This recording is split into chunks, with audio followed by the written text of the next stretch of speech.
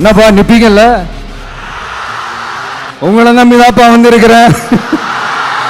அதான் இந்த சத்தம் தாங்க. என்னெல்லாம் அவதூறுகள் நம்ம விஜய் மேல சொல்லி மக்களை நம்ப வைக்கலாம், என்னெல்லாம் சூழ்ச்சிகள் நம்ம விஜய் மேல பண்ணி மக்களை நம்ப வைக்கலாம். இப்படி சூழ்ச்சிகளை மட்டுமே நம்பி குழப்ப நடத்துற சில சூழ்ச்சிக்கார கூட்டங்கள் இதை தொடர்ந்து செஞ்சுக்கிட்டு தான் இருக்கு. ஆனா அவங்களுக்கு தெரியாது, இது இன்னைக்கு நேத்து வந்த உறவு இல்ல. கிட்டத்தட்ட 30-33 வருஷத்துக்கு மேல இருக்கிற உறவு.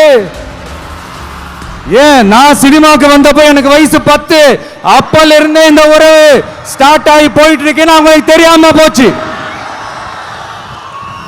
அதனால என்ன பண்ணாலும், நீங்க என்ன ட்ரை பண்ணாலும், எல்லாத்தையும் விட்டுட்டு மக்களுக்காக வந்திருக்கிற இந்த விஜய மக்கள் ஒரு நாளும் கைவிட மாட்டாங்க. மக்கள் கூடவே நிக்கிறாங்க, கூடவே நிப்பாங்கன்னு அவங்களுக்கு தெரியாம போச்சு. என்னப்பா நிப்பீங்கல்ல? உங்களை நம்பிதாப்பா வந்திருக்கிறேன். அதான் இந்த சத்தம் தாங்க. வாழ்நாள் பூரா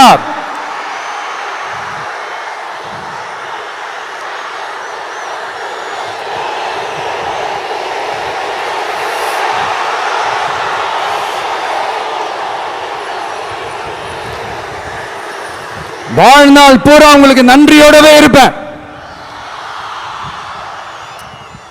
இப்போ நம்ம காளிங்கராயன் அவர்கள் அணையை கட்டுறதுக்காக பவானிக்கு போய் பார்க்கும்போது ஒரு இடத்துல ஒரு பாம்பு வந்து உட்கார்ந்துச்சான், படுத்துச்சான். அது படுத்த இடத்துல தான் அவர் அணையை கட்ட ஸ்டார்ட் பண்ணாராம். அப்புறம் அந்த பாம்பு வளைஞ்சி நெளிஞ்சி போற இடத்துலலாம் கால்வாயை வெட்டினார்னு சொல்லி சில வாய்மொழி கதைகள்லாம் சொன்னாங்க.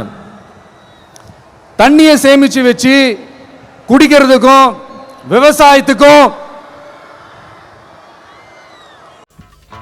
చంపొద్దు నేను